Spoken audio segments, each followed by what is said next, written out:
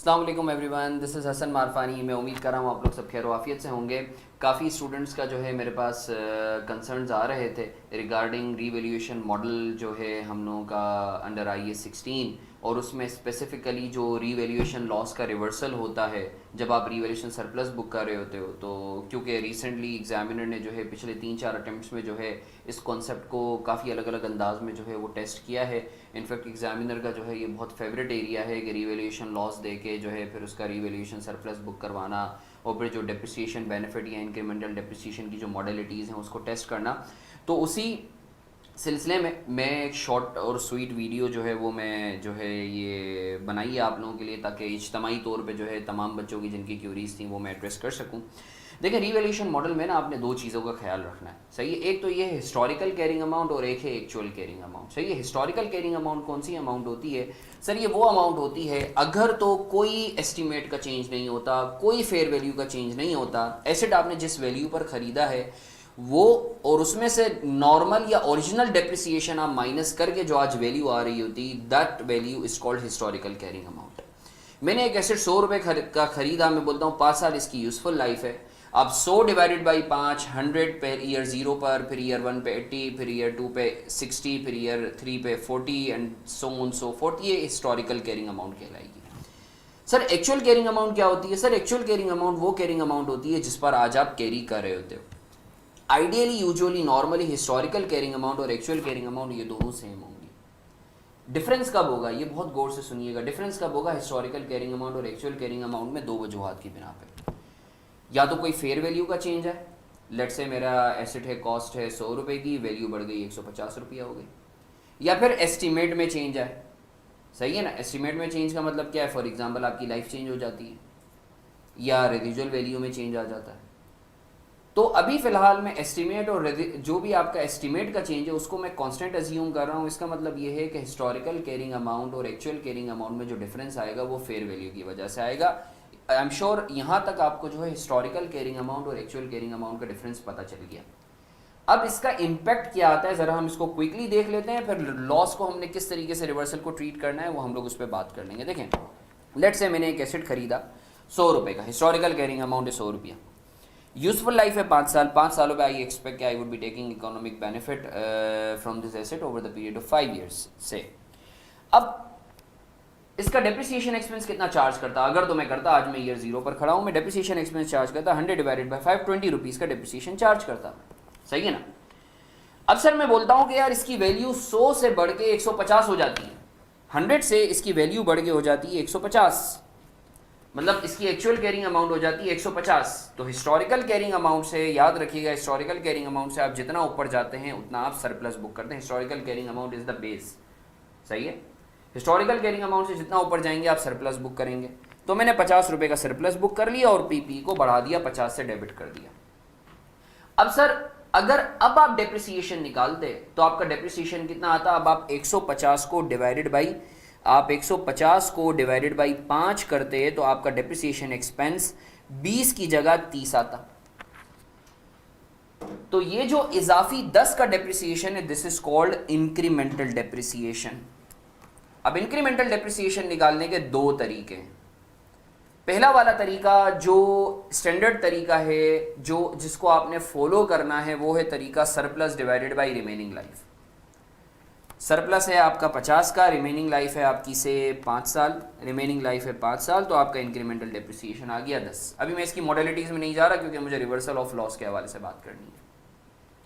अच्छा, इसका एक और तरीका है जो रिकमेंडेड नहीं है, बट अगेन जो है क्या कहते हैं, आप चाहो तो एक तरीके से आप इसको जुगाड़ू तरीका भी कह सकते हो, but I would never recommend आप पहला ही तरीका यूज़ करें कि सर आप देख लो अगर कुछ ना होता तो डेप्रिसिएशन कितना होता और आज डेप्रिसिएशन कितना है, उन दोनों का डिफरेंस आप ले लो तो आपको पता चल जाएगा इंक्रीमेंटल डेप्रिसिएशन कितना है, सही है ना। तो सर आपका इंक्रीमेंटल अगर कुछ ना होता तो आपका डेप्रिसिएशन कितना होता? ओरिजिनल डेप्रिसिएशन 20, आज आप चार्ज करे हो 30, तो इंक्रीमेंटल आ रहा है 10। तो ये दो तरीका कार होगा इंक्रीमेंटल डेप्रिसिएशन निकालने के। आई वुड रिकमेंड कि आप पहला वाला तरीका यूज़ करो। दूसरा तरीका मैंने आपको सिर्फ आपकी नॉलेज के लिए बता दिया कि जो भी सरप्लस हो उसको डिवाइडेड बाई रिमेनिंग लाइफ कर देना है, सही है। अब इसी चीज़ को मद्देनजर रखते हुए अगर इसकी फ्लिप साइड हो जाती है तो क्या होगा? सर लेट से मैं बोलता हूँ मेरा एसेट है जिसकी हिस्टोरिकल कैरिंग अमाउंट है 100 रुपया, यूजफुल लाइफ है 5 साल, अगर कुछ ना होता तो डेप्रिसिएशन एक्सपेंस होता 20। अब मैं बोलता हूं कि सर हिस्टोरिकल कैरिंग अमाउंट से अचानक से जो है डिप आया और इस एसेट की वैल्यू जो है 100 से कम होकर 60 हो जाती है। तो आपने पढ़ा होगा कि हिस्टोरिकल कैरिंग अमाउंट से जितना नीचे जाएंगे उतना लॉस बुक करेंगे, तो लॉस आ रहा है 40 का। अब सर अब अगर मैं डेप्रिसिएशन चार्ज करता इस एसेट पे, अज्यूमिंग 40 रुपए का आपने लॉस बुक किया है, तो अब इसके ऊपर जो डेप्रिसिएशन चार्ज होता वो 60 डिवाइडेड बाई 5 12 का होता। इट मीन्स कि if we would not have taken into account the revaluation loss का इम्पैक्ट, तो मेरा डेप्रिसिएशन होता 20 ओरिजिनली, बट लॉस का इम्पैक्ट लेने के बाद मेरा डेप्रिसिएशन जो है वो कम होके हो गया है 12 का। तो टेक्निकली लॉस मुझे डेप्रिसिएशन के नाम पे बेनिफिट दे रहा है, कितने का? 8 का। भाई लॉजिकल सी बात है ना, अगर कुछ ना होता तो we would have charge depreciation of ₹20 in PNL, but अभी आप डेप्रिसिएशन चार्ज कर रहे हो 12 का, आप देख भी रहे हो, आ भी रहे हो, तो इसका मतलब है कि बेनिफिट मिल रहा है आपको डेप्रिसिएशन के नाम पर 8 का। इसका मतलब है लॉस अपने साथ डेप्रिसिएशन का बेनिफिट लाता है। जिस तरीके से सरप्लस अपने साथ इजाफी डेप्रिसिएशन चार्ज करवाता है, सही है ना, पीएनएल में, इसी तरीके से लॉस अपने साथ डेप्रिसिएशन का बेनिफिट लाता है। तो आई एम श्योर आपको ये चीज क्लियर हो गई कि भाई बेनिफिट जो है वो लॉस की सूरत में होता है, किस तरीके से कैलकुलेट होता है। इसका भी वही फॉर्मूला है कि सर डेप्रिसिएशन बेनिफिट कैसे निकालेंगे, loss divided by remaining life, 40 divided by 5 8 आ रहा है। या दूसरा तरीका which is not the recommended one, but मैं आपको बता देता हूँ, सही है, वो सर क्यों रिकमेंडेड नहीं है, वो मेरी जो डिटेल्ड वीडियोस हैं रिवैल्यूएशन मॉडल पे, आप उसमें देख सकते हो, सही है। अभी फिलहाल मैं उस मॉडलिटीज़ में नहीं जाऊँगा सर, मैं दूसरा तरीके से खैर दिखा देता हूँ कि सर अगर तो कुछ ना होता तो 20 का चार्ज होता, अभी चार्ज हो रहा है 12 का, तो 8 का जो है वो आपका एक तरीके से डेप्रिसिएशन बेनिफिट आ रहा है। अब यहाँ तक आप, आई एम श्योर आपको इंक्रीमेंटल और डेप्रिसिएशन बेनिफिट का फ़र्क पता है। अब मैं आपको बताता हूँ, आप अगर रिकॉल करें तो आपके टीचर आपको बताते होंगे, सही है ना, जो एग्जामिनर ने पिछले 2-3 अटेम्प्ट्स में रिगोरसली इस कॉन्सेप्ट को टेस्ट किया है कि सर पीपीई की वैल्यू जो है ना आपकी हिस्टोरिकल कैरिंग अमाउंट से कम होती है, मतलब ऑलरेडी लॉस बुक हुआ होता है। देखिए हिस्टोरिकल कैरिंग अमाउंट से पीपीई की वैल्यू कम उसी वक्त होगी जब रिवैल्यूएशन लॉस बुक हुआ होगा, ऑब्वियस सी बात है ना। अब होता ये है कि एग्जामिनर जो है वो बोलता है कि भाई अब ये पिछले सालों में लॉस हुआ था, अब आप इसका सरप्लस बुक करो। तो 2 तरीकों से जो है रिस्पेक्टेड टीचर्स जो हैं इस चीज़ को जो है वो बच्चों को समझाते हैं। मैं दोनों तरीकों से जो है क्विकली आपको बता देता हूँ। भाई देखें, कुछ टीचर्स ये बताते हैं कि भाई अगर तो आपने लॉस ऑलरेडी बुक किया हुआ है ना, तो हिस्टोरिकल कैरिंग अमाउंट तक, आपकी एक्चुअल कैरिंग अमाउंट से आप जहाँ खड़े हो, हिस्टोरिकल कैरिंग अमाउंट तक आप लॉस को रिवर्स करो और हिस्टोरिकल कैरिंग अमाउंट से ऊपर आप सरप्लस बुक कर लो। पहले उस तरीके से मैं आपको करवाए देता हूँ। मुझे आप एक बात बताएं, आज अज्यूम कर रहा हूँ 1 साल गुजर गया, अगर 1 साल गुजर गया है तो हिस्टोरिकल कैरिंग अमाउंट आज कितनी होती? भाई मेरी कॉस्ट थी 100 रुपया, अगर कुछ ना होता तो 20 का डेप्रिसिएशन चार्ज होता। हिस्टोरिकल कैरिंग अमाउंट 1 साल बाद, मैं ईयर 0 पर खड़ा था जो ऊपर मैं एग्जाम्पल दे रहा हूँ, तो मैं 80, आज हिस्टोरिकल कैरिंग अमाउंट 80 होती, ऐसा ही है। मगर आज जो है चूंकि मैंने लॉस बुक किया है 40 का, मैं केस 2 को जो है वो बेस बनाते हुए चल रहा हूँ, तो चूंकि मेरी एसेट की वैल्यू जो है वो हो गई थी 60, क्योंकि 100 माइनस 40 का लॉस बुक किया था और 12 का 1 साल का हमने डेप्रिसिएशन चार्ज किया, तो आज हम खड़े हुए हैं 48 पर, ऐसा ही। अब अज्यूम करें कि जब मैं मार्केट में जाता हूं 1 साल बाद तो फेयर वैल्यू हो चुकी है 100 की, सही है। तो सर मुझे बताएं कि आप 48 पर खड़े हैं और आपको जंप लगानी है, 100 पे। कितने से जंप लगानी है? 52 से आपने लगानी है, सही है ना, 48 माइनस 100। तो आप पीपी तो डेबिट कर दोगे 52 से, पीपी में तो 52 से डेबिट आ रहा है, सर क्रेडिट क्या करेंगे? तो सर कुछ रिस्पेक्टेड टीचर्स इस तरीके से बताते हैं कि देखो यार, आप जहां खड़े हो ना उससे हिस्टोरिकल कैरिंग अमाउंट तक आपने जो है लॉस को रिवर्स करना है और उससे ऊपर आपने सरप्लस बुक करना है।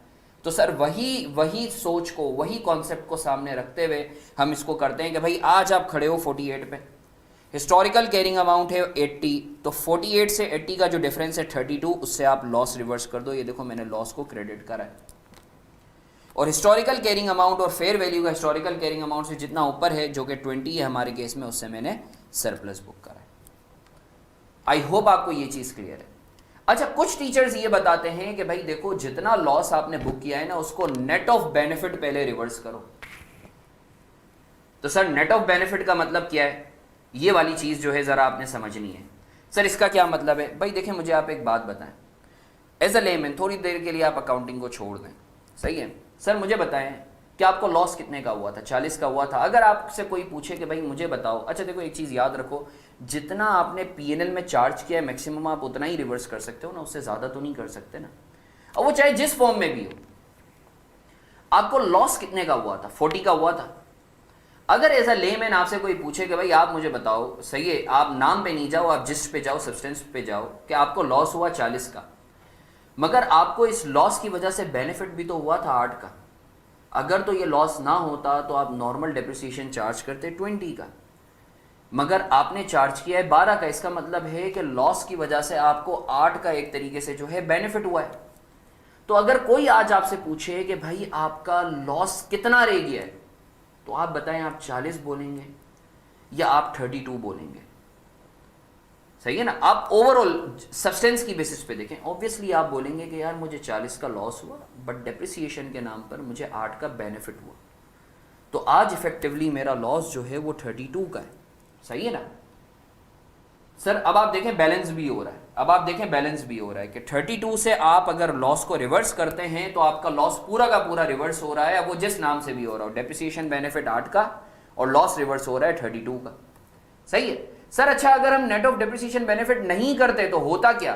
तो आपका पीएनएल में जब आप रिवर्सल चलाते तो दो तरीकों से आ जाता। आपने लॉस बुक किया होता 40 का, मगर डेप्रिसिएशन बेनिफिट के नाम पर आप 8 रिवर्स कर रहे होते और आप लॉस को रिवर्स कर रहे होते 40 से, तो आप 48 से रिवर्सल चला रहे होते, which would not have been prudent.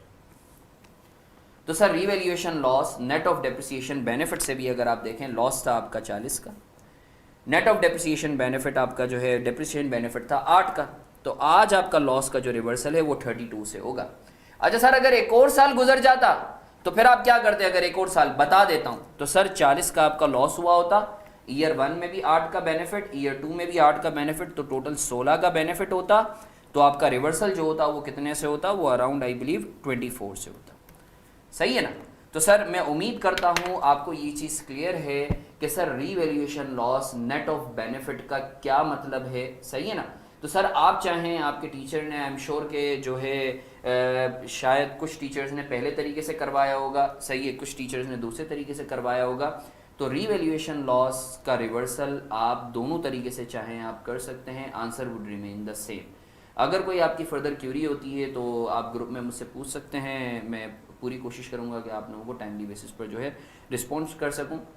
इसी तरीके से जो है 3-4 क्यूरीज और भी हैं जो काफ़ी बच्चों के मेरे पास कंसर्न्स आ रहे थे, तो मैं कोशिश करूंगा उस पर भी जो है एक शॉर्ट एंड स्वीट वीडियो आप लोग के लिए बनाई जाए। Thank you so much, thank you.